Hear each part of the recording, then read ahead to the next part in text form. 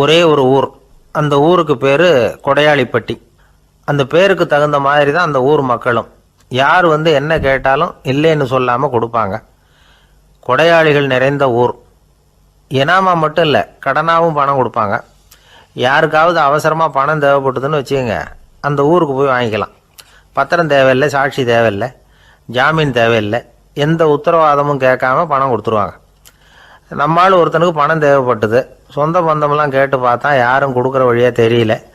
எல்லாரும் அவங்கவுங்க சௌரியத்தை பார்க்குறவங்க, அடுத்தவங்க சௌரியத்தை பற்றி கவலைப்படாதவங்க. இவன் எல்லாரையும் கேட்டு பார்த்துட்டு சோர்ந்து போய் உக்காந்துட்டான். அந்த நேரம் தான் கொடையாளிப்பட்டியை பற்றி கேள்விப்பட்டான்.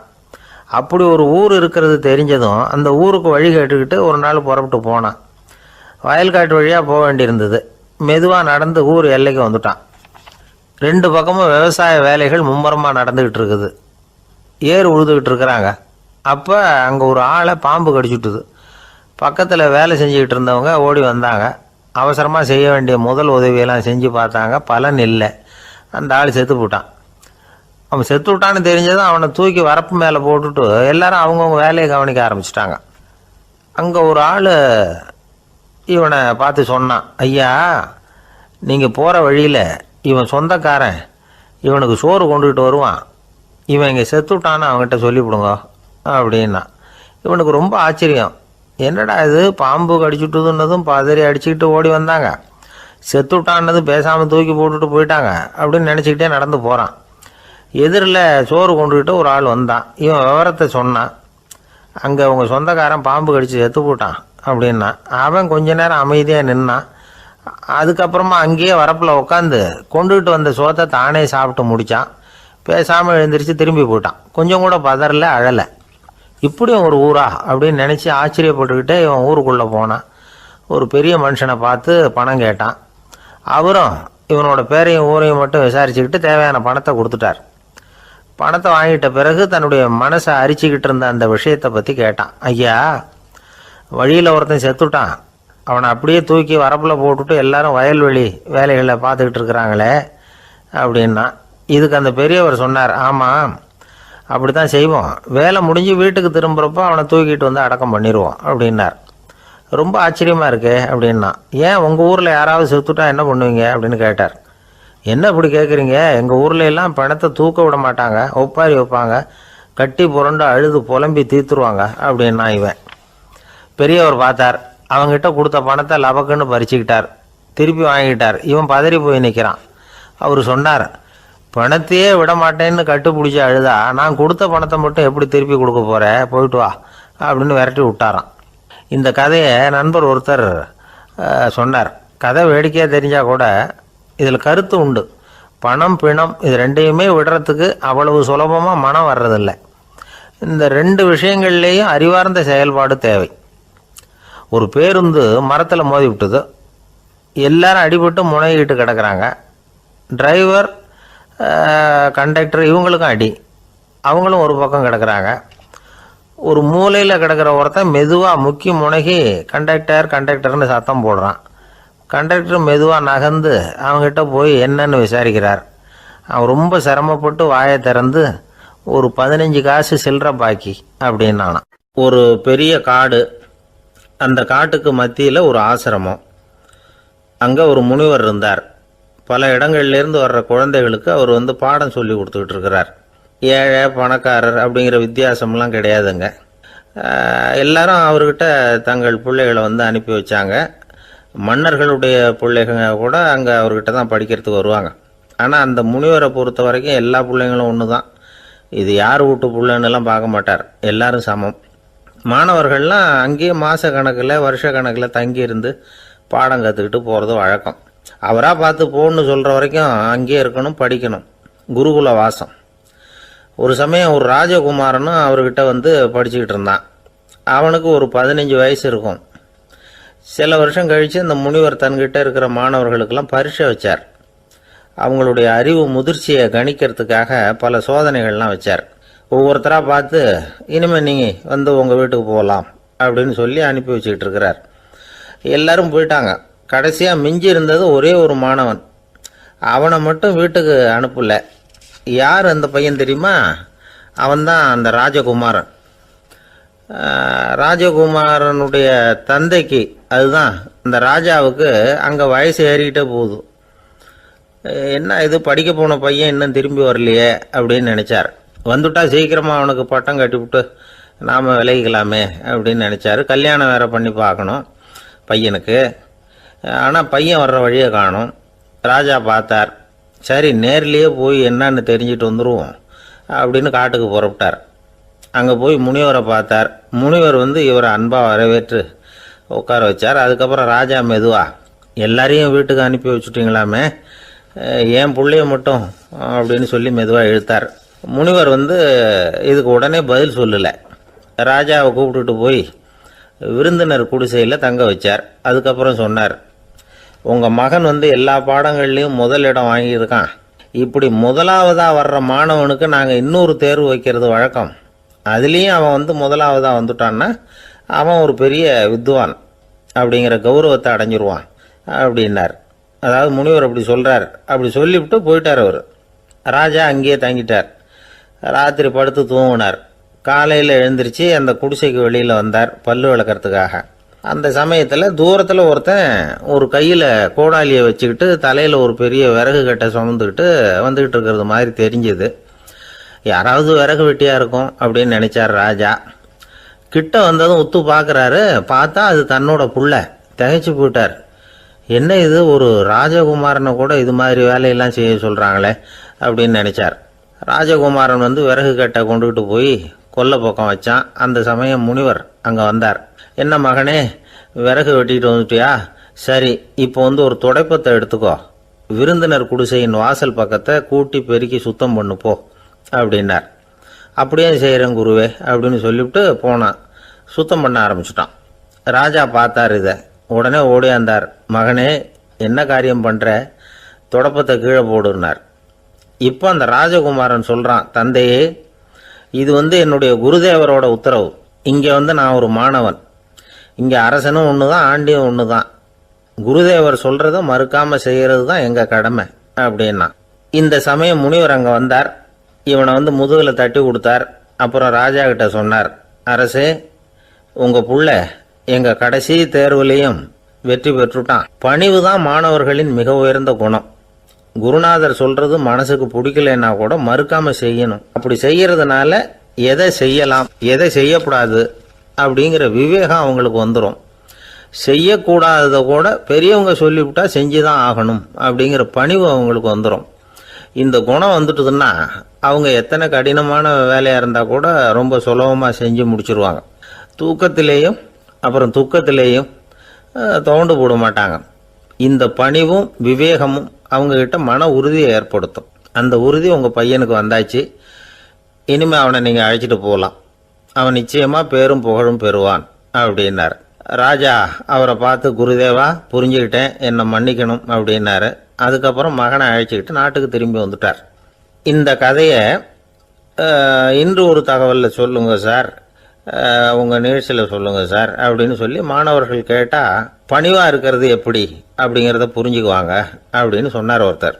சரி சொல்லுவோம், அதுக்கு முன்னாடி நேர்லேயே ஒரு பையன்கிட்ட சொல்லி பார்க்கலாமே அப்படின்னு தோணுச்சு. உடனே ஒரு பையனை கூப்பிட்டோம். ஏன்பா, உங்கள் வாத்தியார் உனக்கு இது மாதிரி ஒரு பரீட்சை வச்சா என்ன பண்ணுவேன் அப்படின்னு கேட்டோம். நானும் அப்படி தான் சார் நடந்துக்குவேன், விறகு வெட்டுவேன், தொடப்பத்தினால கூட்டி சுத்தம் பண்ணுவேன், உடனே செஞ்சு முடிச்சிருவேன் சார் அப்படின்னா. பலே பரவாயில்லையே அப்படின்னோம். ஆமாம் சார், அப்படி செஞ்சால் தானே வீட்டுக்கு அனுப்புவார், இல்லைன்னா இன்னொரு வருஷம் இங்கேயே இருந்து படின்னு சொல்லி விடுவார், அதனால் அப்படி செய்வேன் அப்படிங்கிறான் அந்த பையன். பிரிட்டிஷ் ஆட்சி நடந்துக்கிட்டு இருந்த காலம் 1920களின் கடைசி. அப்போ நடந்த ஒரு உண்மை நிகழ்ச்சி இது. ஒரு கல்யாண மாப்பிள்ளை ரயிலில் இறங்க போகிறார். அவரை வரவேற்க ஒரு ராஜ குடும்பமே காத்துக்கிட்டு இருக்குது. மங்களூர்லேருந்து இறங்குற அந்த மாப்பிள்ளை யார் தெரியுமா? ஒரு நாய். உண்மைதான், அந்த நாய்க்கு தான் கல்யாணம். சுதேசி சமஸ்தானத்து மன்னர்களில் ஒருத்தர் ஜூனாகட் மகாராஜா. அவரோட வளர்ப்பு நாய் ரோஷனாரா. அதுக்கு கல்யாணம் பண்ணி வைக்கணும்னு ஆசைப்பட்டார். மாப்பிள்ளை தேடினார். மங்களூர் மகாராஜாவோட வளர்ப்பு நாய் ஒன்று இருந்தது, பேர் பாபி. இது ரெண்டுக்கும் கல்யாணம் நடத்த முடிவு பண்ணார். திருமணத்துக்கு வேண்டிய எல்லா ஏற்பாடுகளையும் பண்ணுங்க அப்படின்னு உத்தரவு போட்டார். ஆயிரக்கணக்கான அழைப்புதழ்கள், பல சமஸ்தான மன்னர்கள், ஜமீன்தார்கள், பிரிட்டிஷ் அதிகாரிகள், பெரிய பணக்காரங்க, இப்படி நிறைய பேருக்கு அழைப்புதழ்கள் அனுப்பி வச்சாங்க. பத்திரிகையை பார்த்தவங்கெல்லாம் திகைச்சு போயிட்டாங்களாம். இருந்தாலும் என்ன பண்ணுறது, ராஜாவே அழைக்கிறார், போகாமல் இருக்க முடியுமா? அந்த சமயத்தில் நாட்டின் கவர்னர் ஜெனரலாக இருந்தவர் இர்வின் பிரபு, அவருக்கும் ஒரு பத்திரிகை போயிருக்குது. வாங்கி பார்த்ததும் அவருக்கு பயங்கர எரிச்சல். உடனே குப்பை தொட்டியில் போட்டுவிட்டாராம். மாட்சிமை தங்கிய பிரிட்டன் சக்கரவர்த்தியின் பிரதிநிதியான தன்னை கேவலம் ஒரு நாயின் திருமணத்துக்காக அழைக்கிறதா அப்படின்னு அவருக்கு ஆத்திரம். இருந்தாலும் கல்யாணம் பிரமாதமாக நடந்துதான். கல்யாணத்தன்னைக்கு பொண்ணுக்கு ஸ்பெஷல் குளியல், தண்ணீருக்கு பதிலாக வாசனை திரவியங்கள், பன்னீர், குளித்ததுக்கு அப்புறம் அலங்காரம், வைர மாலை, முத்து மாலை, ஏகப்பட்ட அலங்காரம். மாப்பிள்ளையை அழைக்கிறதுக்கு ரயில்வே ஸ்டேஷனில் ராஜ குடும்பமே காத்துக்கிட்டு இருக்குது. அவங்களோட வளர்ப்பு நாய்கள் 250. அத்தனை நாய்களுக்கும் பட்டு துணி போத்தி இருக்குது. முத்து வடங்கள் அணிவிச்சிருக்கிறாங்க. எல்லாம் ராஜ நாய்கள். அதுகளையும் வீதியில் நடக்க விடலையாம். அதுகளை சுமந்துக்கிட்டு போக அலங்கரிக்கப்பட்ட யானைகள் காத்துக்கிட்டு இருக்குதான். மாப்பிள்ளைக்கு வரவேற்பு எப்படி தெரியுமா? அது நடந்து வர்ற பாதை பூரா ரத்தன கம்பளம் விரிச்சிருக்குது. 2 பக்கமும் ராஜாங்க அதிகாரிகள் கைகட்டி நிற்கிறாங்க. அரசு படை வீரர்கள் அணிவகுப்பு மரியாதை செலுத்துகிறாங்க. அந்த நாய் ராஜ மரியாதையோடு நடந்து வருது. நகையெல்லாம் போட்டுக்கிட்டு வருது. திருமண மண்டபத்துக்கு சேருது. அங்கே கல்யாணம் அமோகமாக நடக்குது. இந்த திருமணத்தை முன்னிட்டு அந்த ஜூனாகட் சமஸ்தானத்துக்கு 3 நாள் விடுமுறை வேறு. கல்யாணத்துக்கு வந்திருந்தவங்களுக்கெல்லாம் ஏக தடபுடலாக விருந்து, நாட்டியம் எல்லாம் பிரமாதமாக நடந்து தான். இந்த கல்யாணத்தில் கலந்துக்க வந்திருந்த மற்ற சமஸ்தானத்து மன்னர்கள், தீவான்கள், அரச குடும்பத்தினர், இப்படி அவங்க 700 பேராம். அவங்க போகிறதுக்காக விசேஷ ரயில்கள்லாம் வேற விட்டுருக்காங்க. கல்யாணம் முடிஞ்சதும் அந்த நாய் தம்பதிகளோட பெரிய பெரிய மன்னர்கள்லாம் ஒன்றா உட்காந்து சாப்பிட்டாங்களாம். ஏர் கண்டிஷன் அறையில் அந்த தம்பதிகள் கொஞ்ச காலம் வாழ்ந்துருக்கிறாங்க. கொஞ்ச நாளில் மாப்பிள்ளைக்கு மரியாதை குறைய ஆரம்பிச்சுட்டுது. வெளியில் துரத்தி விட்டாங்களாம். அந்த பெண் நாய் மட்டும் ராஜ போகங்களை அனுபவித்து வந்து தான். இந்த கல்யாணத்தை பார்த்துட்டு தொடர்ந்து மற்ற சமஸ்தானத்து மன்னர்களும் நாய் திருமணங்கள் நடத்த ஆரம்பிச்சுட்டாங்களாம். இது உண்மையில் நடந்திருக்குது. இப்படி அது இருக்கட்டும். இப்போ நம்ம கதைக்கு வருவோம். ஒரு ராஜாவுக்கு ரொம்ப நாள் கழித்து ஒரு குழந்தை பிறந்து தான். அரண்மனை ஜோசியரை கூப்பிட்டுருக்கார் ராஜா. ஜோசியரே, என் மகன் வருங்காலத்தில் சிறந்த வாள் வீரனாக வரணும்னு ஆசைப்படுறேன், வருவானாங்கிறத கொஞ்சம் பார்த்து சொல்லுங்களேன் அப்படின்னாராம். ஜோசியர் சொன்னார், மன்னா, உங்கள் புள்ள வாள் வீரனாக வர்றது கஷ்டம். ஆனால் அவரும் உங்களை மாதிரியே நாய்க்குட்டிகள் பேரில் பிரியமாக இருப்பார். அதுகளுக்கு கல்யாணமும் பண்ணி வைப்பார் அப்படின்னாராம். அது எப்படி கண்டுபிடிச்சிங்க அப்படின்னு கேட்டிருக்கார் ராஜா. அரசே, உங்கள் பிள்ளைக்கு வாள் மேலே உள்ள பிரியத்தை காட்டிலும் நாய் மேலே உள்ள பிரியம் அதிகங்கிறதுக்கான அறிகுறி இப்போவே தெரியுது. நல்லா கவனித்து பாருங்கள். அவர் வாழ்னு கத்துறாரு அப்படின்னாரு. கவனித்து பார்த்துட்டு அப்படி எனக்கு காதில் விழலையே அப்படின்னாராம் மன்னர். அதனால தான் சொன்னேன், அவர் கத்துறது வாழ்னு கத்தலை, வள்ளுன்னு கத்திக்கிட்டு இருக்கார். அதனால தான் அப்படி சொன்னேன் அப்படின்னாராம் அரண்மனை ஜோசியர். உங்கள் பையன் எப்படி சார் இருக்கான் அப்படின்னு விசாரித்தார் ஒருத்தர். அவன் என்ன சார், எதை சொன்னாலும் காதில் வாங்க மாட்டேங்கிறான், அவன் பாட்டுக்கு போகிறான் வர்றான் அப்படின்னு சொல்லி அழுத்துக்கிட்டார் அப்பா. பெரியவங்க சொல்கிறத சின்ன பிள்ளைங்க கேட்கறது இல்லைங்கிறது ஒரு குறை. பெரியவங்க சொல்கிறது சின்ன பிள்ளைங்க காதிலேயே விழறது இல்லைங்கிறது ஒரு குறை. இது கொஞ்சம் சீரியஸான விஷயம், கவனித்து பார்க்கணும். ஒரு குழந்தைக்கு காது சரியாக கேட்குதா இல்லையா அப்படிங்கிறத நாம் தான் கவனித்து பார்த்து கண்டுபிடிக்கணும். அதுவாக நம்மக்கிட்ட தவழ்ந்து அப்பா எனக்கு காது கேட்கல, அழைச்சிட்டு போங்க டாக்டர்கிட்ட அப்படின்னுலாம் சொல்லிக்கிட்டு இருக்காது. அது சரி, ஒரு குழந்தைக்கு காது சரிவர கேட்குதா இல்லையா அப்படிங்கிறத முன்கூட்டியே நாம் தெரிஞ்சுக்கிறது எப்படி? அதுக்கு சில வழி இருக்குது. உங்கள் குழந்தைய கொஞ்சம் அப்படி கவனித்து பாருங்கள். அடிக்கடி ஜலதோஷம், காதில் அரிப்பு ஏற்படுதா, மூக்கு விரிவாகவும், அப்புறம் டான்சில், அடினாய்டு, சத அழற்சி, இது மாதிரி ஏதாவது இருக்கா, வாயிலிருந்து எச்சில் ஒழுகுதா, குழந்தை வாயினால் சுவாசிக்குதா, பற்கள் முன்னாடி தள்ளி வளருதா, இதெல்லாம் அதுக்கு அறிகுறி. அப்புறம் இந்த VBDF TH இப்படி இந்த ஒலிகள் சேர்ந்த வார்த்தைகளை குழந்தை சரியாக புரிஞ்சுக்காது.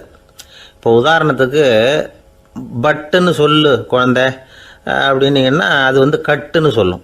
அதாவது பட்டு சவுண்டை அதால் புரிஞ்சிக்க முடியல.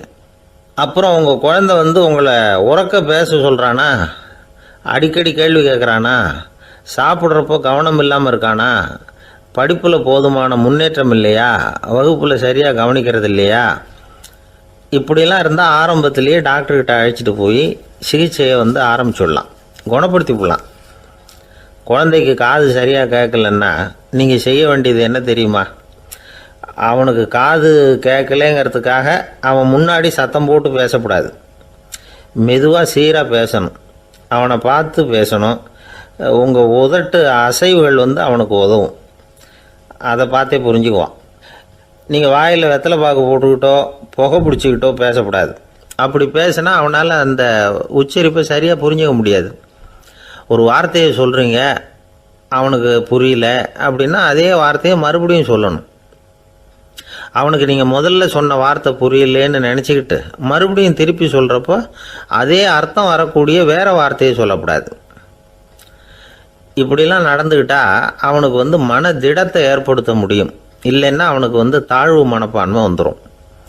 குழந்தைக்கு காது கோளாறுன்னா ஆரம்பத்திலேயே டாக்டர்கிட்ட அழைச்சிட்டு போனால் போதும், குணப்படுத்தி விடலாம். அப்புறம் பார்த்துக்கலாமே அப்படின்னு அலட்சியமாக இருந்துட்டால் தான் கஷ்டம். சில பேர் கோபத்தில் சின்ன பிள்ளைங்க காதை பிடிச்சி திருகிறது உண்டு. இது ரொம்ப தப்பு. காது கையோடு வந்துட்டால் என்ன பண்ணுறது? ஒரு வேடிக்கை கதை, அது கதை தான், நிஜமாக நடந்ததில்லை, அது மாதிரி நடக்காது. ஒரு வேடிக்கைக்காக சொல்லப்படுற கதை. அதாவது ஒரு வீட்டில் அப்பா வந்து அம்மாவை பார்த்து சொல்லிகிட்டு இருக்கார், இதை பாரு, நாளைக்கு காலையில் என்னை சீக்கிரம் எழுப்பி விட்ரு, நான் செங்கல்பட்டு வரைக்கும் போயிட்டு வர வேண்டியிருக்கு அப்படின்னாராம். இதை அவங்க பையன் காதில் வாங்கிட்டு இருக்கான். அப்பாவுக்கு சிரமம் வேண்டாமே அப்படின்னு நினச்சி அவனே காலையில் யாருக்கும் தெரியாமல் எழுந்திரிச்சு புறப்பட்டு செங்கல்பட்டுக்கு போட்டான். சாயந்தரமாக திரும்பி வந்தான். அப்பா பையனை காணாமல் அலமோதிக்கிட்டு இருக்கிறார். சாயந்தரமாக பையனை பார்த்ததும் எங்கடா போயிட்டு வந்தேன்னு கேட்டார் கோவமாக. செங்கல்பட்டுக்கு போயிட்டு வந்தேப்பா, நீ வேணா அலைய வேண்டாமேன்னு அப்படின்னா. எதுக்கடா போனேன்னு அதட்டினார். அதான்ப்பா, நீ நேற்று வந்து அம்மா கிட்ட சொல்லிக்கிட்டு இருந்த, அதை காதில் வாங்கினேன், உனக்காக நான் போயிட்டு வந்தேன் அப்படின்னா. உடனே எந்த காதில் வாங்கினேன் அப்படின்னு சொல்லி காதை பிடிச்சி திருகினார். அந்த காது கையோடு வந்துட்டுது. இது நடந்து கொஞ்ச நாள் கழித்து அந்த அப்பாவும் பையனும் கடத்தெருவில் போய்கிட்டு இருக்கிறாங்க.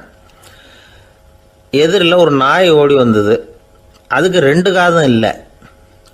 என்ன இது, இந்த நாய்க்குட்டிக்கு 2 காதும் இல்லை அப்படின்னார் அப்பா.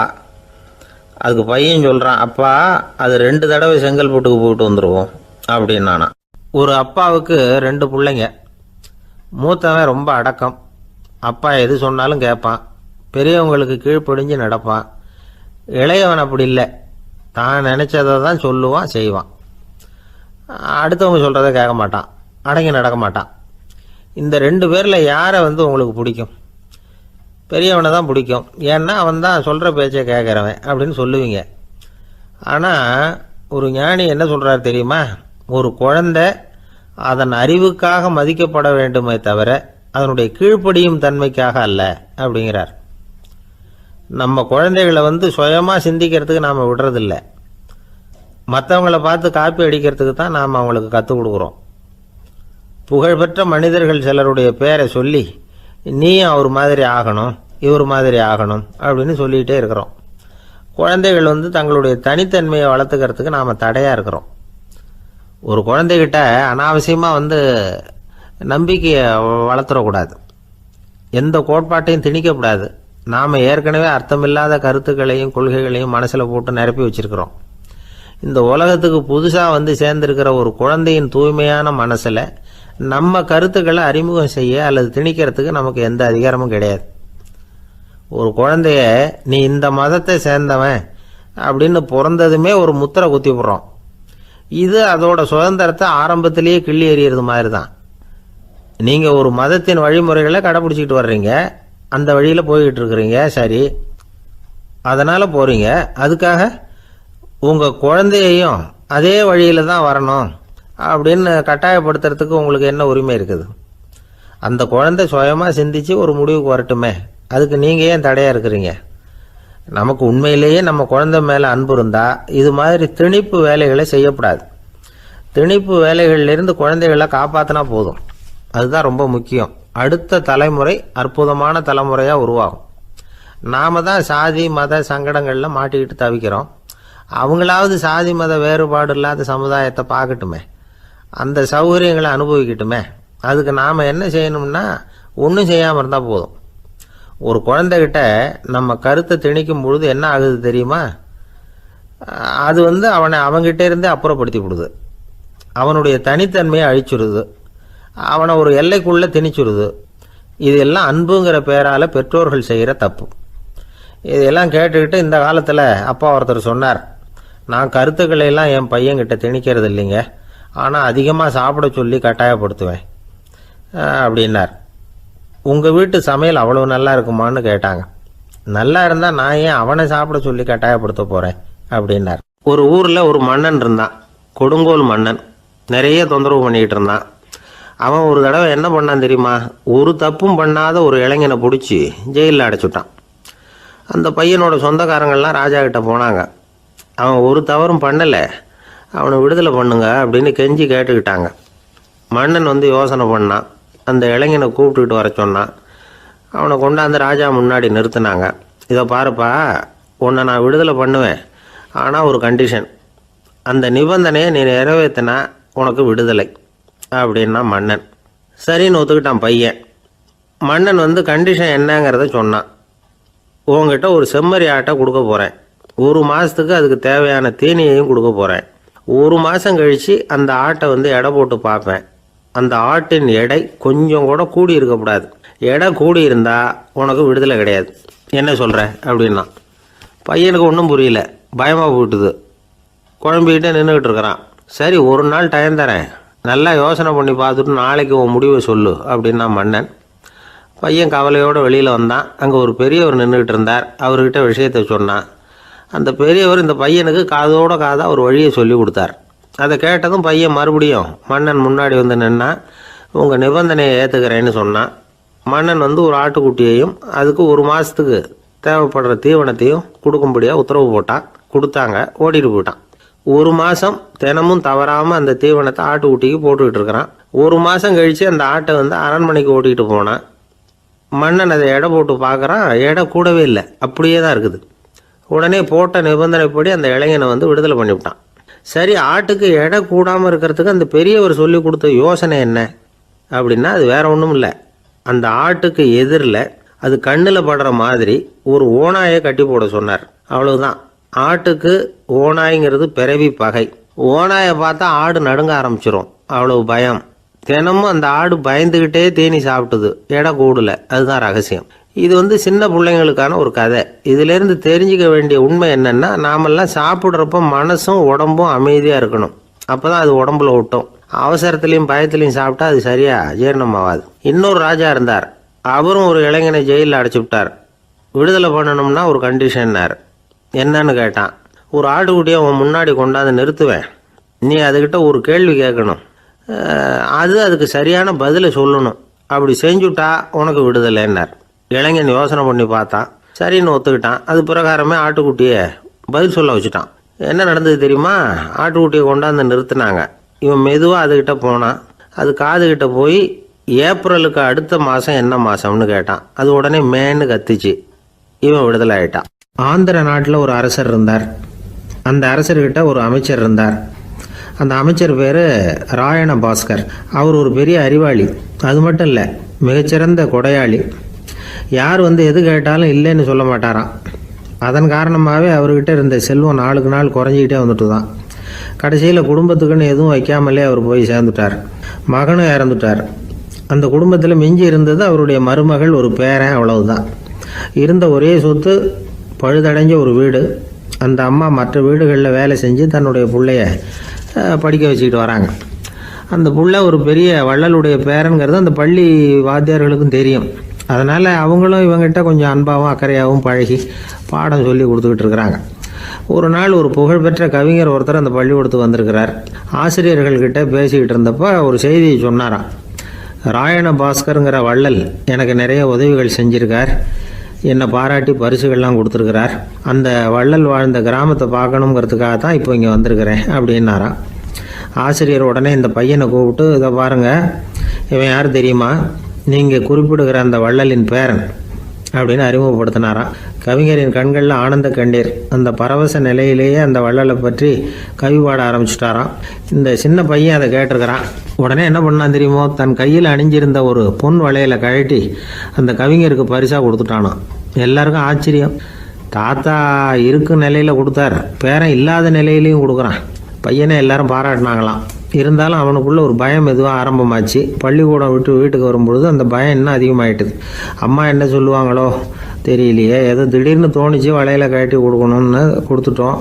குடும்பம் இருக்கிற நிலையில் இப்படி நான் செஞ்சது தப்பா, வீட்டு செலவுக்கே அம்மா எவ்வளவு கஷ்டப்படுறாங்க, வீட்டுக்கு போனதும் என்ன நடக்குமோ தெரியலையே அப்படின்னு நினச்சி பயந்துக்கிட்டே அவன் வீட்டுக்குள்ளே அடி எடுத்து வைக்கிறான். அம்மா கூப்பிட்டு சாப்பாடு போட்டாங்க. அவங்க கண்ணில் படக்கூடாதுங்கிறதுக்காக ஒரு கையை பின்னாடி மறைச்சிக்கிட்டே இருந்தான். அம்மா இதை கவனிச்சிட்டாங்க. ஏய், உன் கையை ஏன் அப்படி வச்சிருக்கிற, உன் கைக்கு என்னாச்சு, ஏதாவது அடிபட்டு போச்சா அப்படின்னு கேட்டுக்கிட்டே கையை எடுத்து பார்க்குறாங்க. வளையல காணலை. வளையல் எங்கே அப்படின்னு கேட்குறாங்க. இவன் தயங்கிக்கிட்டே நடந்ததை சொல்கிறான்.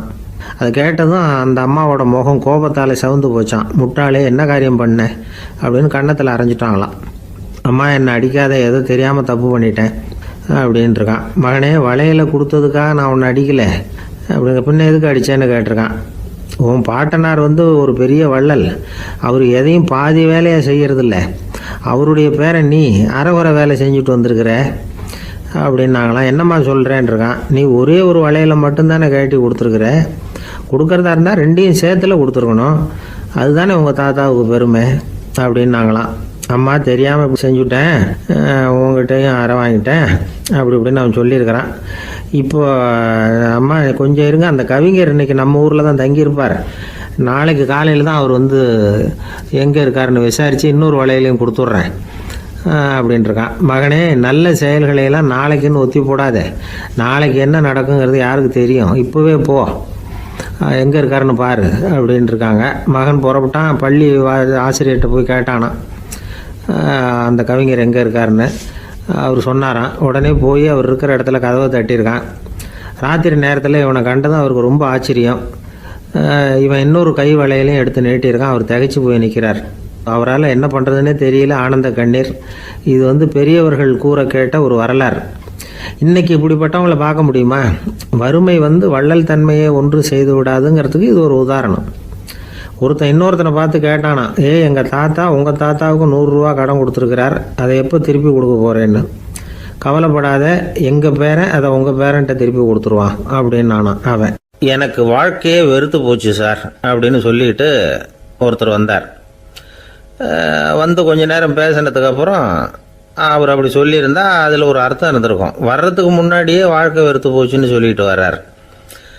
என்ன சார் விஷயம்னு விசாரித்தோம். எங்கள் வீட்டில் தினம் 3 வேளையும் ஒரே மாதிரி சாப்பாடு சார், வித்தியாசமே கிடையாது.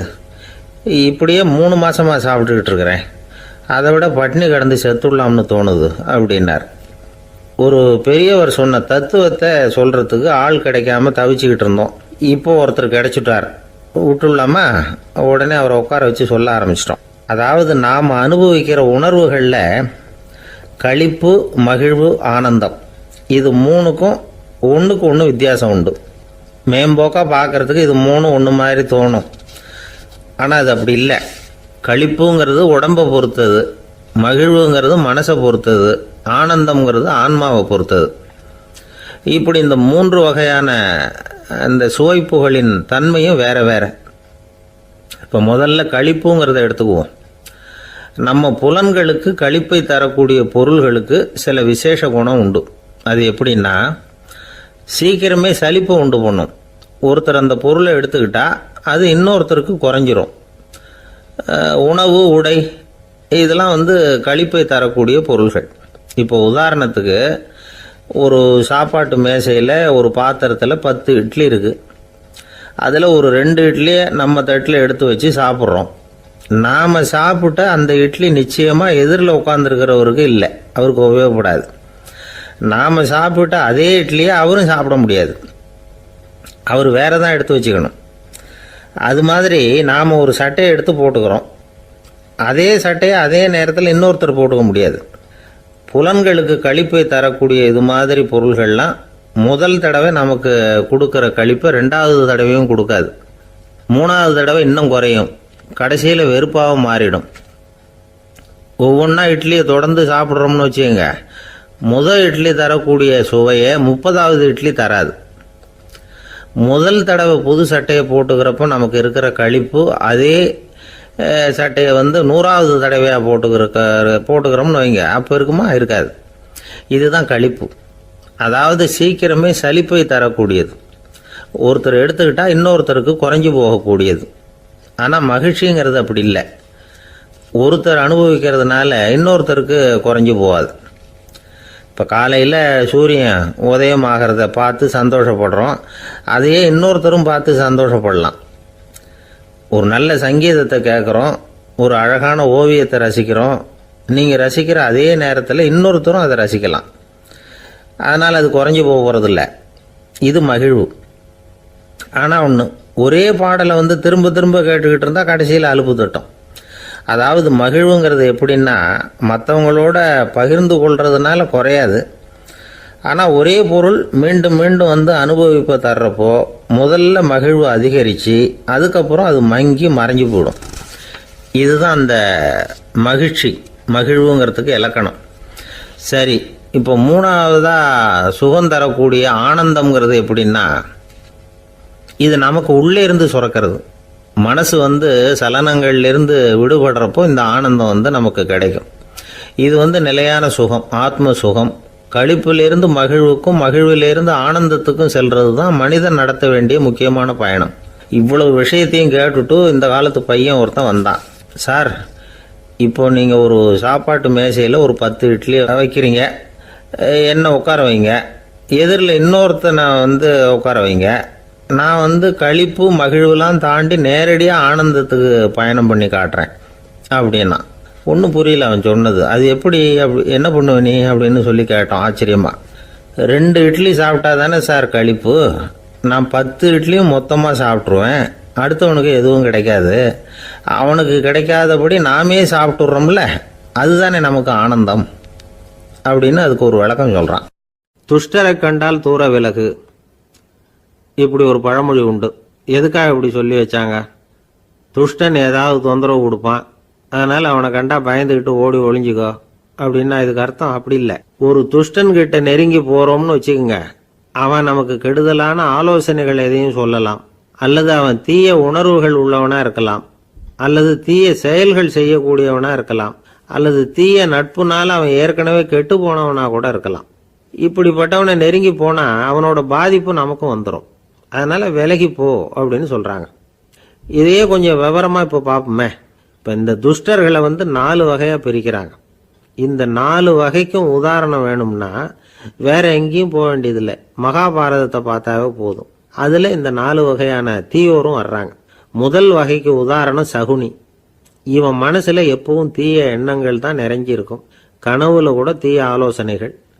யாராவது ஒருத்தர் நல்லபடியாக வாழ்ந்தா அதை இவனால் சகிச்சிக்க முடியாது. இப்படிப்பட்டவனோட நெருங்கிய தொடர்பு துரியோதனனுக்கு கிடைச்சிது. துரியோதனன் எப்படின்னா, அவன் ஏற்கனவே தீய காரியங்கள் செய்யறதுக்கு தயங்காதவன்.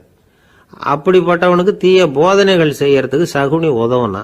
இந்த 2 பேரோட சகவாசம் இன்னொருத்தனுக்கு கிடைச்சது. அவன் யாருன்னா துச்சாதனன். அவன் தீய நடத்தை உள்ளவன். இந்த 3 பேரும் ஒன்று சேர்ந்தா என்னத்துக்கு ஆகும்? உலகமே கெட்டுப்போடும்ல. இந்த 3 துஷ்டர்களோட நல்லவன் ஒருத்தன் சேர்ந்தான். அவன் தான் கர்ணன். கர்ணன் இயல்பாகவே உத்தம குணம் உள்ளவன். அவன் நல்லவங்களோட சேராமல் இப்படிப்பட்ட கெட்டவங்க கிட்ட நட்பு வச்சுக்கிட்டான். அதனால் அவனும் தீய செயல்களில் ஈடுபடுறது மாதிரி ஆயிடுது. துரியோதனனுடைய நண்பனா அவனுடைய ஆதரவில் வளர்ந்ததுனால அவனுக்கு துணையாக இருக்க வேண்டியிருக்குது அப்படின்னா. நட்பு உரிமையினால் உதவி புரிய வேண்டியது சரிதான், அது தப்புன்னு சொல்ல முடியாது. இருந்தாலும் தீய செயல்களுக்கு உதவி செய்கிறது சரியில்லை. புத்தி பலம் புஜ பலம் எல்லாம் இருந்தால் கூட தெய்வ பலம் இல்லைன்னா ஜெயிக்க முடியாது. கர்ணன் மகா வீரன். இருந்தாலும் கடைசியில் அவன் கதி என்னாச்சு? அவங்ககிட்ட எல்லா நல்ல குணங்களும் இருந்தது, இருந்தாலும் ஏன் இப்படி ஆச்சு? தீயவர்களுடைய சேர்க்கை தான் காரணம். அவங்களோட சேர்ந்ததுனால இவனையும் அப்படியே நினைக்க ஆரம்பிச்சுட்டாங்கல்ல. 4 வகை துஷ்டர்களில் இவனும் ஒரு வகை. அப்படின்னு சொல்ல ஆரம்பிச்சிட்டாங்க.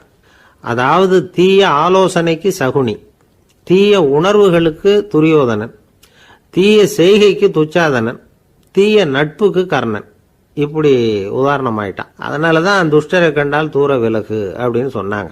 அது புராண காலம். இப்பெல்லாம் நிலைமை கொஞ்சம் வேற விதமா இருக்குது. அன்னைக்கு ஒரு நாள் அப்படிதான் ஒரு காட்டு பாதையில யாரோ ஒருத்தர் அடிபட்டு கிடந்தார். யாரோ ஒரு துஷ்டன் அவனை அடிச்சு போட்டுட்டு போயிட்டான் போல இருக்கு. அந்த வழியா போன ஒருத்தர் பரிதாபப்பட்டு அவனை போய் தூக்குனார், ஆறுதல் சொன்னார். இதை பாருங்க, இந்த வழியா எப்பவும் தனியா வரக்கூடாது. ஏன்னா இங்க ஒரு ரவுடி இருந்துகிட்டு வர்றவங்க போறவங்களையெல்லாம் வழிப்பறி பண்ணிட்டு இருக்கிறதா கேள்விப்பட்டிருக்கிறேன் அப்படின்னாராம். இனிமே அப்படி கேள்விப்பட மாட்டீங்க அப்படின்னு அந்த ஆளு. ஏன்னு கேட்டிருக்காரு இவர். அவன் சொல்லியிருக்கான், நான் தான் சார் அந்த ரவுடி. இந்த வழியா போனவங்க கிட்ட தகராறு பண்ணேன். அவங்க தான் என்ன இப்படி அடிச்சு போட்டு என்கிட்ட இருந்த பணத்தையெல்லாம் பிடிங்கிட்டு போட்டாங்க சார். காலம் ரொம்ப கெட்டு போச்சு அப்படின்னு நானா ரொம்ப பரிதாபமா. ஒரு மனுஷனை பார்த்து என்கிட்ட வாலாட்டாதே அப்படின்னு சொன்னா அவன் நம்மகிட்ட ஏதோ வம்புக்கு வர்றான்னு அர்த்தம். ஒரு நாயை பார்த்து யாரும் என்கிட்ட வாலாட்டாதே அப்படின்னு சொல்றது இல்லை. ஏன்னா நாய் வாலாட்டுனா அது நம்மகிட்ட தன்னுடைய நன்றியை தெரிவிக்கிறதாக நினச்சிக்கிட்டு இருக்கிறோம். ஆனால் அது அப்படி இல்லை அப்படின்னு சொல்கிறாங்க அது சம்பந்தமான நிபுணர்கள். ஒரு நாய் தன்னுடைய வாலை இந்த பக்கமும் அந்த பக்கமுமா இப்படியும் அப்படியும் ஆட்டிக்கிட்டு இருந்தா அது பதட்டத்தில் கூட இருக்கலாம். நாய் நட்பாக இருந்தாலும் வாலாட்டும், ஆத்திரத்தில் இருந்தாலும் வாலாட்டும், கோபத்தில் இருந்தாலும் வாலாட்டும், குழப்பத்தில் இருந்தாலும் வாலாட்டும், மகிழ்ச்சியாக இருந்தால் கூட அது வாலாட்டும். அதை நாம் தப்பாக புரிஞ்சுக்கிட்டு அதுகிட்ட போய் மாட்டிக்கக்கூடாது. நாயை பற்றி எனக்கு நல்லா தெரியும் அப்படின்னு சொல்கிறவங்க கூட அதுகிட்ட கடி வாங்கிட்டு நிற்கிறது உண்டு. நிபுணர்கள் என்ன சொல்கிறாங்க தெரியுமா? எப்போவுமே நாய்கள் திடீர்னு கடிச்சு விடுறதில்ல. கடிக்கிறதுக்கு முன்னாடி சில அறிகுறிகளை காட்டும். அதை சரியாக புரிஞ்சுக்கிட்டோம்னா தப்பிச்சுக்கலாம். ஒரு வீட்டுக்கு போகிறீங்க, அங்கே புதுசாக ஒரு நாயை பார்க்குறீங்க, உடனே அதுகிட்ட போய் குனிஞ்சு சிரிச்சுக்கிட்டே அது தலையில் தட்டுறீங்க. இது ரொம்ப தப்பான். ஒரு நாய் இன்னொரு நாயை நேருக்கு நேர் பார்த்து பல்ல காட்டுனா அது தன்னுடைய தன்முனைப்பை காட்டுதுன்னு அர்த்தமா. உன்னை விட நான் பெரியவன் அப்படின்னு சொல்லுதுன்னு அர்த்தம். அதனால் நீங்கள் அது மாதிரி கிட்ட போய் சிரிக்கிறோம் அப்படின்னு நினச்சிக்கிட்டு பல்ல காட்டினா உங்களையும் எதிரியாக நினச்சிரும். இன்னொரு விஷயம் என்னென்னா, தலையில் தட்டுனா நாய்க்கு பிடிக்காது. அது தன்னை அடக்கிறதாகவும் அச்சுறுத்துறதாகவும் நினச்சிக்கிட்டு இருக்கும். சரி, அப்படின்னா புதுசாக ஒரு இடத்துல அல்லது வீட்டில் நாய்க்குட்டியை பார்த்தா என்ன பண்ணுறது? நீங்கள் சும்மா இருங்க, அதுவாக கிட்ட வரட்டும். அதுக்கப்புறம் அதுக்கிட்ட கனிவாக பேசுங்க. கன்னம், மார்பு, தோல் இங்கெல்லாம் தட்டலாம், தப்பு இல்லையா? தலையில் தான் தட்டப்படாதான். ஒரு நாய் உங்களை நோக்கி ஓடி வருது, நீங்களும் ஓடுனா அது துரத்த ஆரம்பிச்சிடும். அசையாமல் சில மாதிரி நின்றுடுங்க, அது கிட்ட வராது. அதுக்கு ஆர்வம் இல்லாமல் போயிடும். ஒரு தெருவில் சின்ன பிள்ளைங்க நிறைய பேர் விளையாடிக்கிட்டு இருக்கிறாங்க. அப்போ சில நாய்கள் அங்கே ஓடி வருது. எல்லாரும் ஓடினாங்க. அப்படி ஓடுறப்போ ஒரு பையன் கால் தடிக்க கீழே விழுந்துட்டான். என்னாச்சு தெரியுமா? துரத்திட்டு வந்த நாய்கள்லாம் கீழே விழுந்தவனை ஒன்றும் செய்யலை, அவன்கிட்டே போகல. ஓடிக்கிட்டு இருந்தாங்கல்ல பசங்க, அவங்கள துரத்திக்கிட்டு அவங்க பின்னாடி ஓடிச்சான். அதுதான் நாய்களுடைய சுபாவம். ஒரு நாய் நம்மளை நேருக்கு நேர் முறைச்சி பார்க்குதுன்னு வச்சுங்க, நாமளும் அதை முறைச்சி பார்க்கக்கூடாது. நாம் வேறு பக்கம் எங்கேயாவது பார்க்க ஆரம்பிச்சிடணும். ஒரு நாய் கோபமாக இருந்ததுன்னா அதோட வால் உறுதியாக நேராக நிற்கும். ஒரு நாய் பணிந்து போனால் அல்லது பயந்து போனால் அது தன்னோட வாலை காலுக்கு நடுவில் வச்சுக்கும். ஒரு நாய் நம்மளை பார்த்து பயந்து நிற்குதுன்னு வச்சுங்க, அதனால் நமக்கு ஆபத்து இல்லைன்னு நினச்சிடக்கூடாது. உங்களை பார்த்துட்டு ஒரு நாய் ஒடுங்குச்சுன்னா நீங்கள் விலகி போயிடணும் அப்படின்னு அது நினைக்குது. நிறைய பேர் பயந்து போன நாயால் கடிபடுறாங்க. இவன் நம்மளை விட பெரிய ஆள், மாட்டிக்கிட்டோம், வேற வழி இல்லை அப்படிங்கிற நினப்பில் தான் நாய் கடிக்க ஆரம்பிக்குதான். இதே மாதிரி சங்கிலியால் கட்டி போடப்பட்டிருக்கிற நாயும் ஆபத்தானது தான். தொடர்ந்து கட்டி போட்டிருந்தா காலப்போக்கில் அது ஒரு மாதிரி ஆகிடும். நாய் குழந்தைகளை கடிக்காது அப்படின்னு சில பேர் சொல்லுவாங்க. அதுவும் ஒரு தவறான நம்பிக்கை. அதனால் சின்ன குழந்தைகளை தனியாக நாயோட விளையாட விடக்கூடாது. ஆகக்கூடி நாயை பற்றி நிறைய விஷயம் புரிஞ்சுக்க வேண்டியிருக்குது. ஒருத்தர் தன்னுடைய நண்பர் வீட்டுக்கு போயிருந்தார். அவசியம் எங்கள் வீட்டில் சாப்பிட்டுட்டு தான் போகணும் அப்படின்னு ரொம்ப அன்பாக சொல்லிவிட்டார். அதை மீற முடியல இவரால். சரின்னு உட்காந்துட்டார். சாப்பாடு போட்டாங்க, சாப்பிட ஆரம்பித்தார். அவங்க வீட்டில் கட்டி போட்டிருந்த நாய்க்குட்டி இவர் சாப்பிட்றத முறைச்சி பார்த்துது. ஏன் இப்படி என்ன இது முறைச்சி பார்க்குது உங்கள் வீட்டு நாய்க்குட்டி அப்படின்னு அவர் கேட்டார். அப்போ அவங்க சொன்னாங்களாம், அதுக்கிட்ட ஒரு கெட்ட பழக்கம்ங்க, தன்னோட தட்டில் யார் சாப்பிட்டாலும் அது அப்படி தான் முறைச்சி பார்க்கும் அப்படின்னாரா அவர். இன்றைக்கு பல பேர் உயில் எழுதி வைக்கிறாங்கல்ல. இந்த உயில்னா என்ன? அதாவது ஒரு நபர் தனக்கு பின்னாடி தன்னுடைய சொத்துக்கள் யாருக்கு போய் சேரணும்னு நினைக்கிறாரோ அந்த நினைப்பை சட்டப்படி உறுதிப்படுத்துறது தான் உயில். சரி, உயிலை யார் எழுதலாம்? 18 வயசு பூர்த்தியான யாரும் உயில் மூலமாக சொத்துக்களை விநியோகிக்கலாம். கண் பார்வை இல்லாதவங்க, காது கேளாதவங்க, வாய் பேச முடியாதவங்க, இவங்கெல்லாம் கூட உயில் எழுதி வைக்கலாம். புத்தி சுவாதீனம் இல்லாதவங்க கூட சில சமயம் புத்தி தெளிவாக இருந்தால் உயில் எழுதலாமா. குடிபோதையில் இருக்கிறவங்க, தாங்கள் என்ன செய்கிறோங்கிறது தெளிவாக அறிய முடியாதவங்க, நோய் நொடியில் இருக்கிறவங்க, இவங்கெல்லாம் உயில் எழுத முடியாது. ஒருத்தரை நிர்பந்தப்படுத்தி ஏமாற்றி அல்லது சுய நினைவில்லாத ஒருத்தர்கிட்ட எழுதி வாங்கி வைக்கிற உயில் செல்லாது. உயிலை இந்த முறையில் தான், இந்த படிவத்தில் தான் எழுதணும்னு சட்டத்தில் விதி எதுவும் கிடையாது. இதுக்கு முத்திரை கட்டணமும் கிடையாது. உயிலை வெற்று காகிதத்தில் எழுதலாம். அச்சடிக்கணும், டைப் அடிக்கணுங்கிற அவசியம் கூட இல்லை. கையாலேயே கூட எழுதலாம். எழுதி இருக்கிறது புரியணும், அவ்வளவுதான். குறைந்தபட்சம் 2 சாட்சிகளை வச்சுக்கிட்டு உயில் எழுதுகிறவர் அதில் கையெழுத்து போடணும். கையெழுத்து போட தெரியாதுன்னா இடது கை பெருவிரல் ரேகை வைக்கலாம். உயில் சாசனத்துக்கு சாட்சிகள் கையெழுத்து இல்லைன்னாலும் அது செல்லாது. அப்புறம் ப்ரிவிலேஜ்டு வில் அப்படின்னு இருக்கு. அதுக்கு மட்டும் சாட்சிகள் தேவையில்லை. அது என்னென்னா, இந்த விமானப்படை, கப்பல் படை அல்லது யுத்தத்தில் பணிபுரியும் நபர்கள் அவங்கெல்லாம் இருக்கிறாங்க இல்லையா, அப்படிப்பட்டவங்க எழுதுகிற உயில் அது. அதுக்கு சில விசேஷ சலுகைகள் உண்டு. ஒருத்தர் முதல்ல ஒரு உயில் எழுதி வைக்கிறார், அதுக்கப்புறம் மனசு மாறி போகுது, அது வேணாம்னு நினைக்கிறார், ரத்து செஞ்சுடலாம். அதுக்கப்புறம் வேற உயிலும் எழுதலாம். உயிரோடு இருக்கிற வரைக்கும் எத்தனை தடவை வேணும்னாலும் உயில் எழுதலாம். கடைசியாக எழுதப்பட்ட உயில் சட்டப்படி சரியாக இருந்தால் அதுதான் அமலுக்கு வரும். சரி, எழுதுகிற உயிலை ரகசியமாக வச்சுருக்கிறது எப்படி? இது ஒரு கேள்வி.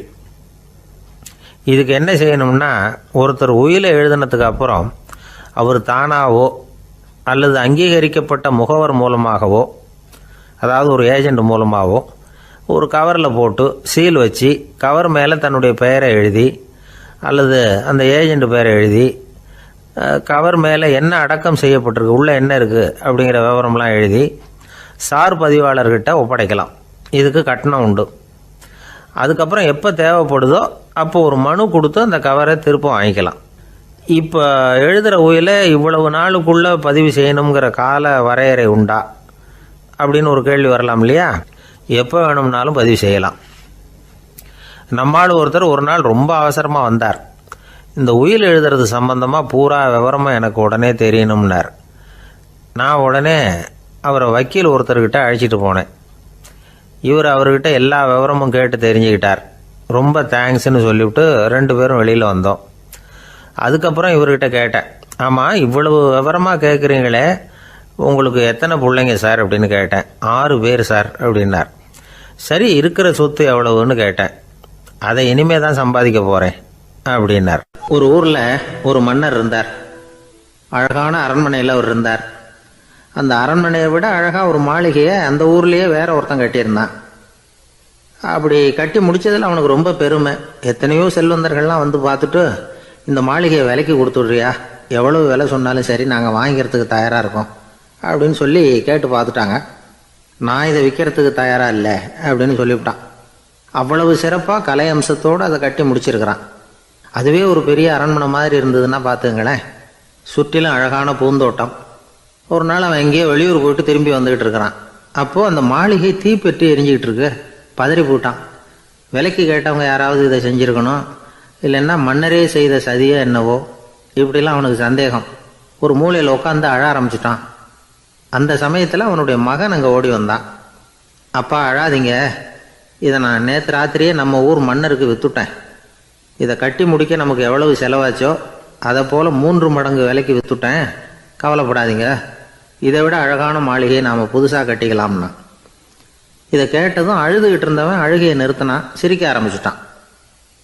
இதே இடத்த நான் மன்னர்கிட்ட இருந்து விலைக்கு வாங்குவேன், இதை விட அழகான மாளிகையை கட்டுவேன் அப்படின்னு சுற்றி நின்று எல்லார்கிட்டையும் சொல்லிக்கிட்டு இருந்தான். இந்த சமயத்தில் அவனோட இளைய மகன் ஓடி வந்தான். அப்பா, அண்ணன் சொன்னதெல்லாம் சரிதான், மன்னர்கிட்ட விலை பேசினதெல்லாம் உண்மைதான், ஆனால் விற்றது பேச்சு அளவில் தான். இனிமேல் தான் பத்திரம் வாங்கணும், எழுதணும், நீங்கள் கையெழுத்து போடணும், பதிவு பண்ணணும், மன்னர்கிட்ட பணம் வாங்கணும். அதுக்காகத்தான் உங்களை எதிர்பார்த்துக்கிட்டு இருந்தோம். அதுக்குள்ளே இப்படி ஆயிட்டுதுன்னா. இப்போ சிரிச்சுக்கிட்டு இருந்தவன் சிரிப்பை நிறுத்தினான். மறுபடியும் குழந்த மாதிரி அழ ஆரம்பிச்சுட்டான். இது ஒரு சம்பவம். இதிலிருந்து என்ன தெரியுது? அந்த அழகான மாளிகை தன்னுடையது அப்படின்னு நினைக்கும் பொழுது அவனுக்கு அழுகை வந்தது. அது தன்னுடையது இல்லை அப்படின்னு நினைக்கிற போது சிரிப்பு வந்தது. மறுபடியும் அது தன்னுடையது தான் அப்படிங்கிற உணர்வு வரும்பொழுது அழுகை. எது எதிலிருந்து நீ நீங்கி இருக்கிறாயோ அது அதிலிருந்து உனக்கு துன்பம் இல்லை அப்படிங்கிறார் திருவள்ளுவர். இந்த உடம்பு என்னுடையதில்லை அப்படிங்கிற உணர்வு வந்துட்டா அது ஒரு பெரிய நிலை. அந்த நிலை வரணும். எல்லாத்தையும் பயன்படுத்திக்கலாம், ஆனால் பற்றில் விழுந்துடக்கூடாது. உலகத்தில் இருங்கள், ஆனால் உலகத்தவராக இருக்காதீர்கள். உலகிற்குள் இருங்கள், உலகம் உங்களுக்குள் வந்துவிட அனுமதிக்காதீர்கள். விலகி இருங்கள், விழித்திருங்கள், மௌனமாய் பார்த்திருங்கள் அப்படிங்கிறது சான்றோர் கருத்து. செய்ய வேண்டிய கடமையிலிருந்து விலகி இருக்கிறவர்கள் நம்மகிட்ட நிறைய பேர் உண்டு. அப்படிப்பட்ட ஒருத்தர் டாக்டர்கிட்ட போனார். டாக்டர், நான் ஒரு கவர்மெண்ட் ஆஃபீஸில் வேலை பார்க்குறேன், எனக்கு ஒரே அசதியாக இருக்குது, என்னை சோதிச்சு பாருங்கள், ஆலோசனை சொல்லுங்கள் ஏதாவதுன்னார். டாக்டர் அவரை பரிசோதனை பண்ணி பார்த்துட்டு சொன்னார், இதோ பாரு, உனக்கு இப்போ தேவைப்படுறது முழு ஓய்வு. நீ எவ்வளவு சீக்கிரமாக ஆஃபீஸுக்கு போறியோ அவ்வளவுக்கு உனக்கு நல்லது அப்படின்னாராம். ஒரு ஊரில் ஒரு ஆள் இருந்தான். கற்பனையிலேயே காலத்தை கடத்திக்கிட்டு இருந்தான். ஒரு நாள் ஒரு மரத்தடியில் உட்காந்துருந்தான். அவனுக்கு பசிக்கிற மாதிரி தெரிஞ்சுது. உடனே கற்பனையிலேயே சாப்பிட ஆரம்பிச்சிட்டான். அதாவது எதிரில் இலை போட்டு சாப்பாடு போடப்பட்டிருக்கிறதாகவும் அதை இவன் சாப்பிட்றதாகவும் நினச்சிக்கிட்டு கையை மட்டும் வாய்க்கும் தரைக்குமா அப்படியும் இப்படியும் கொண்டுகிட்டு போய் பாவனை பண்ணிக்கிட்டே இருக்கிறான். தூரத்தில் இருந்து பார்க்குறவங்களுக்கு இவன் ஏதோ பலமான விருந்து சாப்பிட்டுக்கிட்டு இருக்கிறான் அப்படின்னு தான் தோணும். அது மாதிரியே பண்ணிக்கிட்டு இருந்தான். அந்த வழியாக ஒரு சன்னியாசி வந்துக்கிட்டு இருந்தார். இவனை பார்த்தார். என்ன இவன் இப்படி பண்ணிகிட்டு இருக்கிறானே அப்படின்னு நினச்சாரு. கொஞ்ச நேரம் அவனையே உத்து பார்த்துக்கிட்டு இருந்தார். இவரை பார்த்ததும் அவன் இன்னமும் சுவாரஸ்யமாக சாப்பிட ஆரம்பிச்சிட்டான். அப்பப்பா, என்ன இது, இந்த குழம்பு இவ்வளவு காரமாக இருக்குது, என்னுடைய நாக்கே எரிஞ்சு போடும் போல இருக்கு அப்படின்னு சொல்லிக்கிட்டு பக்கத்தில் ஒரு குவளையை எடுத்து தண்ணி குடிக்கிறது மாதிரி பாவனை பண்ணுறான். அப்பாடா, இப்போ கொஞ்சம் பரவாயில்ல அப்படின்னு சொல்லிக்கிட்டு குவளையை கீழே வைக்கிறது மாதிரி ஒரு பாவனை பண்ணுறான். சன்னியாசி பார்த்தார்.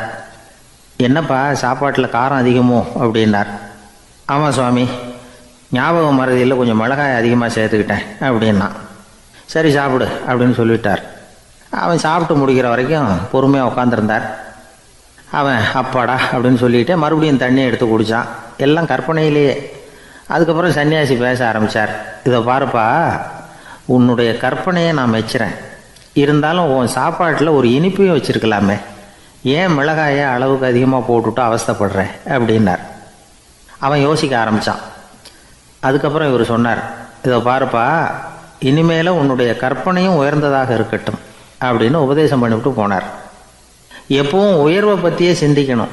உயர்வு கிடைக்கலன்னா கூட அப்படி சிந்திக்கிறத நிறுத்தப்படாது அப்படிங்கிறார் திருவள்ளுவர். உள்ளுவது எல்லாம் உயர் உள்ளல், மற்ற அது தள்ளினும் தள்ளாமை நேர்த்து. ஊக்கம் இல்லாமல் உலகத்தில் வாழ்ந்து பிரயோஜனம் இல்லை. அதனால் உயர்வாகவே சிந்திக்கணும்.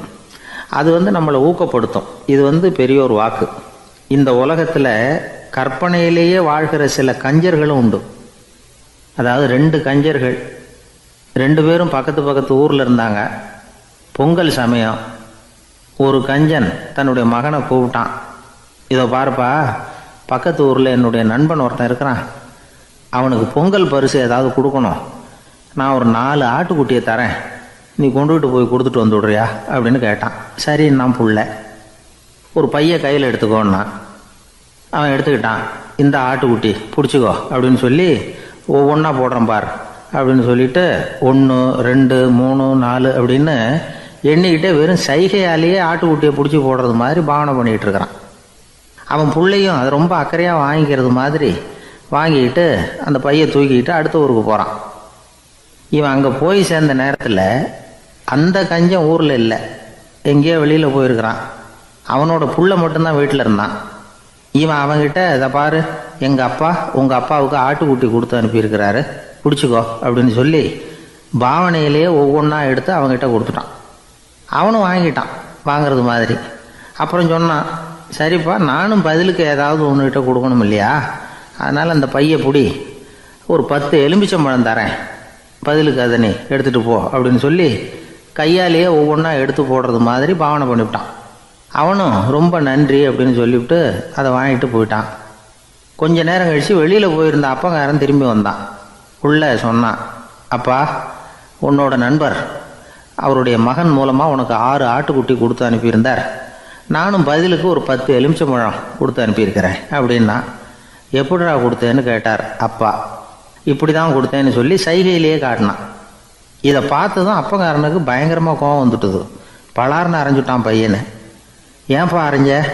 10 எலுமிச்சம்பழம் கொடுத்துட்டேனே அப்படிங்கிறதுக்காகவா அப்படின்னு கேட்டான். அது கூட பரவாயில்ல, நீ காட்டுற சைகையை பார்த்தா ஆரஞ்சு பழம் சைஸுக்கு இருக்குதே, அவ்வளவு பெருசாக ஏன் கொடுத்த? அதுதான் எனக்கு கோபம் அப்படி. ஒரு நண்பர் யாருக்கோ ஃபோன் பண்ணிக்கிட்டு இருந்தார். அவர் பேசி முடித்ததும் நான் அவரை பார்த்து, இப்போ ஃபோன் பண்ணிங்களே, அந்த ஃபோன் நம்பர் என்ன அப்படின்னு கேட்டேன். அவர் தலையை சொரிஞ்சுக்கிட்டார், ஞாபகம் வரலன்னார். சரி சார், அதை விடுங்க, உங்கள் மனைவி பேர் என்ன அப்படின்னு கேட்டேன். மாலதின்னார். என்ன சார் இது வேடிக்கை, கொஞ்ச நேரத்துக்கு முன்னாடி பேசின ஃபோன் நம்பர் மறந்து போச்சு, எப்போவோ கல்யாணம் பண்ணிக்கிட்ட மனைவி பேர் மறக்கலை, அதை கரெக்டாக சொல்லிவிட்டீங்களே அப்படின்னு கேட்டேன். அவர் என்ன ஒரு மாதிரியாக பார்த்தார். அவர் அப்படி என்னை பார்த்ததில் ஒன்றும் தப்பு இல்லை, ஏன்னா நாம் எல்லாருமே அப்படித்தானே, ஒரு குறிப்பிட்ட காரியத்துக்காக தொலைபேசியில் ஒருத்தட்ட பேசுகிறோம், அதுக்கப்புறம் அந்த எண் நமக்கு அனாவசியம், அதனால் மறந்துடுறோம். இதுக்கு பேர் தான் தற்காலிக ஞாபகம். ஆனால் மனைவி பேரை மறந்துட முடியுமா? முடியாது. அது அவசியமான ஒன்று. அடிக்கடி அந்த பேரை உபயோகப்படுத்துகிறோம், அதனாலேயும் அது முக்கியங்கிறதுனாலேயும் அதை மறக்கறதில்ல. இதுக்கு பேர் நிரந்தர ஞாபகம். சரி, இந்த தற்காலிக ஞாபகம், நிரந்தர ஞாபகம், இது 2 ஞாபக அளவுகளையும் கட்டுப்படுத்துறது எது அப்படின்னா மூளைக்குள்ளே நடக்கிற மின்சார நடவடிக்கைகள் தான். தற்காலிக ஞாபகம் ஒரு மின்னல் மாதிரி தோன்றி மறையுது. நிரந்தர ஞாபகம் ஒரு படிவம் போல் மூளையில் படிஞ்சுடுது.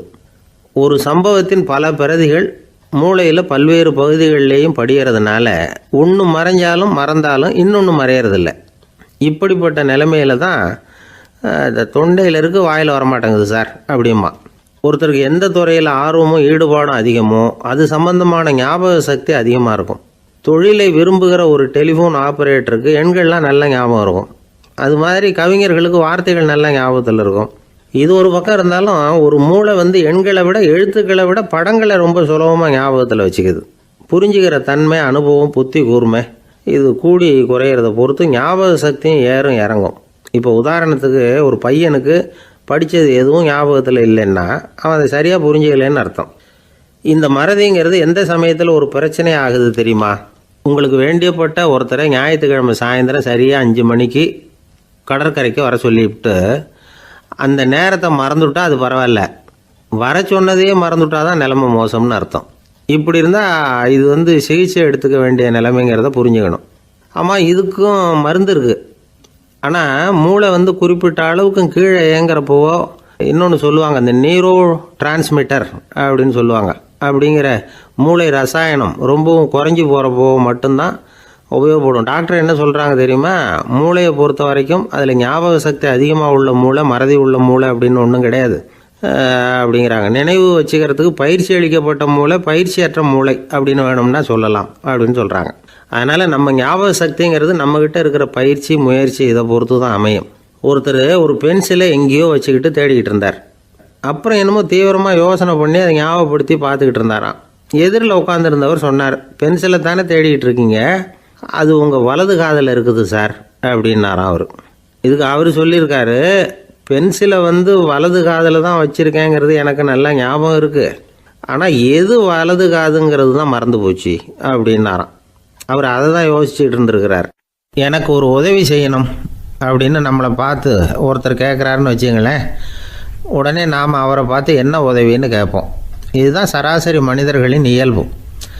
ஆனால் ஒருத்தர் எனக்கு ஒரு உதவி செய்யணும் அப்படின்னு கேட்ட உடனே என்ன உதவின்னு கூட கேட்காம சரி செய்கிறேன் அப்படின்னு ஒத்துக்கிறது இருக்கு பாருங்கள், அது கொஞ்சம் அபூர்வம்.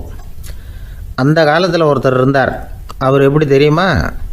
உதவி கேட்குறவங்க நல்லவங்களா கெட்டவங்களா அப்படின்னு கூட பார்க்கல, தனக்கு நன்மையா தீமையா அப்படின்னு கூட பார்க்கல, உதவி செய்கிறேன்னு புறப்பட்டு விட்டார்.